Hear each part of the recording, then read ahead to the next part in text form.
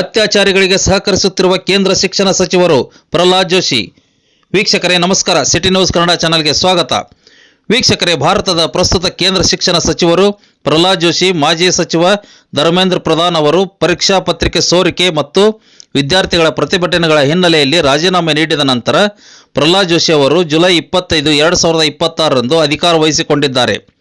ಶಿಕ್ಷಣ ಸಚಿವರ ಬದಲಾವಣೆ ಮತ್ತು ಪ್ರತಿಭಟನೆಗಳು, ಧರ್ಮೇಂದ್ರ ಪ್ರಧಾನ್ ರಾಜೀನಾಮೆ, ದೇಶಾದ್ಯಂತ ನಡೆದ ತೀವ್ರ ವಿದ್ಯಾರ್ಥಿ ಪ್ರತಿಭಟನೆಗಳ ನಂತರ ಧರ್ಮೇಂದ್ರ ಪ್ರಧಾನ್ ಅವರು ಜುಲೈ 25, 2026ರಂದು ತಮ್ಮ ಹುದ್ದೆಗೆ ರಾಜೀನಾಮೆ ನೀಡಿದರು.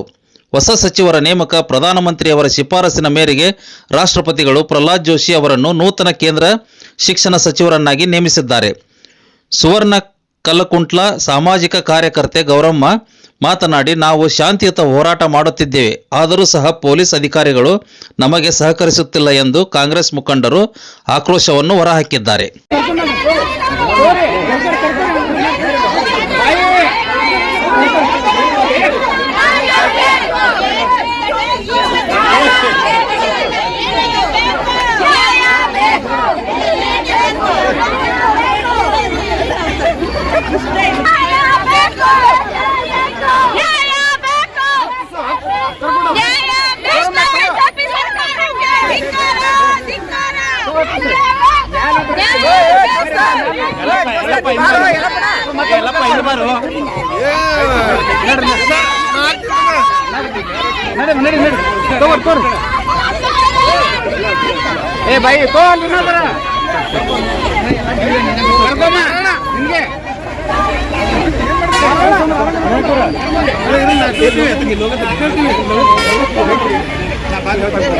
ಸರ್ ನಾನು ಇಲ್ಲಿ ಹಿಡ್ಕೊಳ್ತೀನಿ.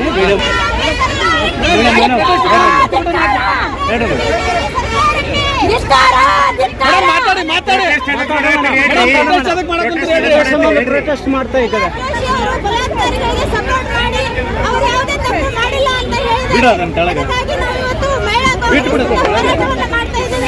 ಅವರಿಗೆ ಶಿಕ್ಷಣ ಸಚಿವರನ್ನಾಗಿ ಮಾಡುತ್ತನ್ನ ನಾವು ಖಂಡಿಸ್ತಾ ಇದ್ದೀವಿ. ಈ ಕೂಡಲೇ ಅವರನ್ನ ಶಿಕ್ಷಣ ಸಚಿವ ಸ್ಥಾನದಿಂದ ವಜಾ ಮಾಡಲೇಬೇಕು. ಈಗ ವಶಕ್ಕೆ ಯಾಕೆ ಪಡೆದ್ರು ಮೇಡಮ್ ಪೊಲೀಸರು? ನಿಮ್ಮನ್ನ ಯಾಕೆ ವಶಕ್ಕೆ ಪಡೆದ್ರು ಪೊಲೀಸರು? ನಿಮ್ಮನ್ನ ಯಾಕೆ ವಶಕ್ಕೆ ಪಡೆದ್ರು ಮೇಡಮ್? ಸರ್ಕಾರ, ಬಿಜೆಪಿ ಸರ್ಕಾರ ಮಹಿಳಾ ವಿರೋಧಿ ಸರ್ಕಾರ ಆಗಿದೆ. ಇದು ಯಾರು ಕೆಳಗಿಳಿದ್ರು ಸ್ವಲ್ಪ ಒಂದೇ ಕಾರಣಕ್ಕಾಗಿ ಅವ್ರ ಮಗ ಕಾಣೋ ಇದನ್ನ ನಾನು ಬಲವಾಗಿ ಖಂಡಿಸ್ತಾ ಇದ್ದೀನಿ. Okay madam. ಇವತ್ತು ಯಾವ ರೀತಿ ಪ್ರತಿಭಟನೆ ಮಾಡ್ತಾ ಇದ್ರಿ?